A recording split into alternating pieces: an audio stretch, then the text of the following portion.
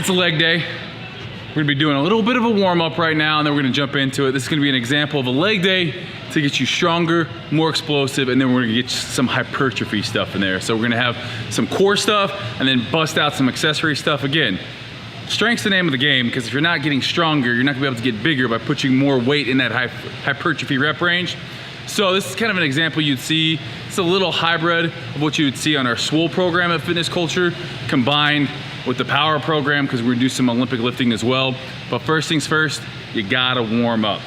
You gotta warm up. If you're not warming up properly, I'm telling you what, right now, leg day is the most important day to make sure you're warmed up properly. So we're gonna jump into that. Quick 5-10 minute warm up, and then we'll get into it. Whole purpose of a dynamic warm up is to get going, not using any static movements. So everything we're doing, we're opening up the hips, we're getting the body warm, raising the core temperature, and then using these big muscles, the big leg muscles, get them going, get them ready for movement.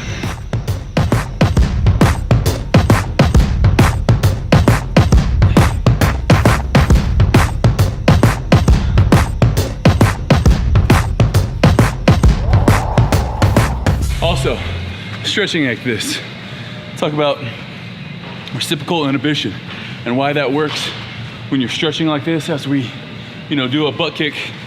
As your hamstring contracts, your quad automatically has to relax, and that's what reciprocal inhibition is.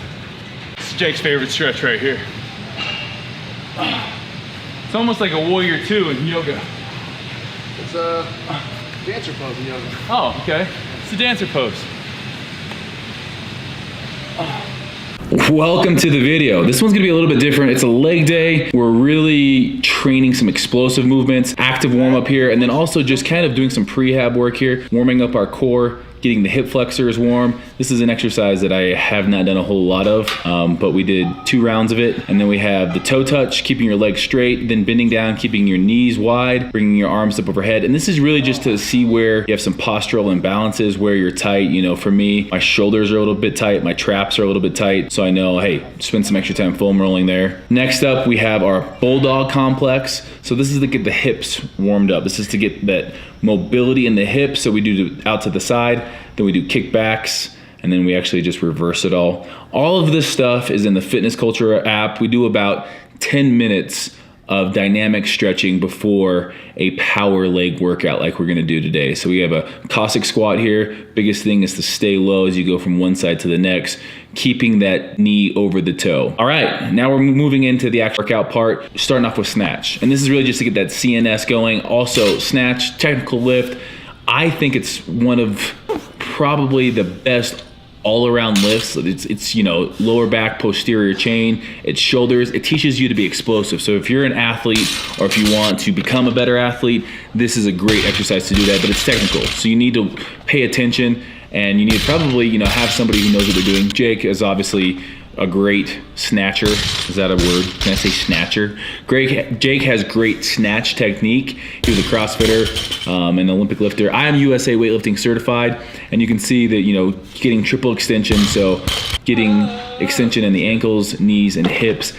I don't do as well of that, and I start moving the bar up before I'm actually all the way extended. Jake does a great job of extending and then getting his head through. But this is a great way to warm up. Gets that CNS going before we jump into our banded speed squat. So this is a plyometric type exercise. This is a power movement. So we have a resistance with the bands and then the weight. And the idea is to really not only jump up, but then you have to decelerate, and you have to catch yourself and stop yourself and then jump again. So this one is definitely one that, again, we're focusing on power. We're focusing on being explosive here, and we only do 3 reps. From there, we have box squats. Box squats are a great way if you're coming back to squatting after being injured. My lower back had been bothering me. So box squats, we stopped just before we hit 90 degrees. We had a warm-up set. Well, this is actually our set of 12. We go 12, 10, 8, 6, 4 on these. And again, the biggest thing with this, go down to your butt, hits that pad, lets you know that you're there, and then you're right back out. So it gives you that sense of security. You're not going super deep in the hole. Biggest thing, you want to force those knees out while you're squatting. You don't want to let those knees start caving in, especially as it gets heavy. This is our heavy set here, going down, working, pushing through, and then we have a banded TKE. So this is actually a quad movement. That band is pulling my quad forward, and it's almost like a leg extension. We're going sets of 10 here on each side, in between. And this is just a good prehab one. Good to strengthen the muscles, ligaments around the knee, and we do them as a superset. From there, we're doing a single leg RDL. Now this one's a little bit more difficult. If you have a hard time doing these, you can do dumbbells in each hand. So holding a dumbbell in each hand and doing a single leg is going to be a little bit easier. And then if you can't do single leg, do double leg. We're supersetting that. We have 10 reps of the single leg with a lunge. We're doing 12 reps here total, or 6 on each leg. These ones are the big thing, is to keep that knee over the toe, push up, and again, 12 reps total. Nice thing is when you're in your own gym, you can drop the weights. No one's gonna yell at you. And then we have the GHD hamstring curl. So basically, this is the king of hamstring exercises in my opinion. You gotta go down, and then you see I don't break at my hips. I flex my quads, my glutes, and then I use my hamstrings to curl my body back up. We got 8 reps there. And then we got a reverse hyperextension here. This is a great one for traction on that lower back for me. Really helps my lower back stay healthy. At that bottom position, you can almost feel like space in between your spinal column. And then we have a leg extension here. We have 1 1/4 reps. So all the way up, down 1/4, back up, 12 of these. So it's 12 1 1/4 reps. So, you know, it might sound like, oh, 12's not that hard, but when you're doing a 1 1/4 for each rep, it's a lot more difficult. I slightly point my toe out when I do these. And again, it's all about that squeeze at the top. Supersetting the leg extensions with the leg curl, really concentrating on pushing my hips into that pad. And that is the reason why my arms are holding me up and I'm not just having my chest resting on this. By keeping my chest off the pad, my hips are actively pressing into the pad, making sure I'm using only my hamstrings and no momentum. And then the last thing with this is a standing calf raise. So it's a tricep, all the way up, squeeze, and then stretch at the bottom. That stretch is the most important part in my opinion on this, because it allows you to get that optimal contraction at the top. New Fitness Culture shoes are looking good. These are gonna be released in a few weeks, guys. If you're part of the Fitness Culture app, you're gonna get them a chance at them first. Today's a prime example. There's gonna be days in life you just don't feel like it. You come in, your mind's elsewhere. Your lifting partner can tell. And I'm glad Jake was here to really just kind of be like, hey, you gotta go. You gotta fake it till you make it type of a thing. And I think that had this been a time where it would have just been me in there, I put up a video the other day about the 10 things I do for successful habits in the gym. And a lot of people were saying, oh, you know, like I get better workouts when I'm alone. I'm gonna call bullshit on that. If you get a good training partner, a good training partner is gonna grab you and lift you up when you need to, and you need to do the same for that training partner when it comes time.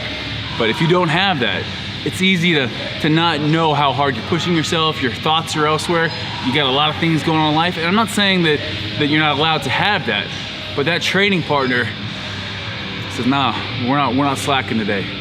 We got this many sets, we got this kind of weight. You did this weight, you know, a month ago. It's time to up it. So we kind of keep each other accountable, and that's what having that training partner does, is to keep you accountable. So whether it's an app, whether it's a partner, you need to go on and be able to see what you've done and where you've been. Otherwise, you don't know where you're going. If you have a plan and you know where you've been, you can see, okay, I progressed. Things, you know, might have slowed down a little bit. Okay, let's look at changing something up. But prime example of in life, there can be times you just don't feel like it. You don't feel like, you know, being in a relationship. You don't feel like doing that job. You don't feel like whatever it is. There's things you got to go through. If you make a commitment, you need to look at the situation. And there's things I didn't do well. I didn't go to bed early last night. I stayed up too damn late. I woke up this morning, didn't get my nutrition on point. So it's all those little things over and over again. Those little things, they add up. Little things matter. Because if you don't do the little things right, you're not gonna come in and do the big things right. You feel it. There's this change. You're not doing everything you can to get better. And that's the biggest thing. Get better. Before you come into a workout, hone in on what it is gonna be that day. That's a leg day. If you guys wanna see more of this, check out Fitness Culture's website.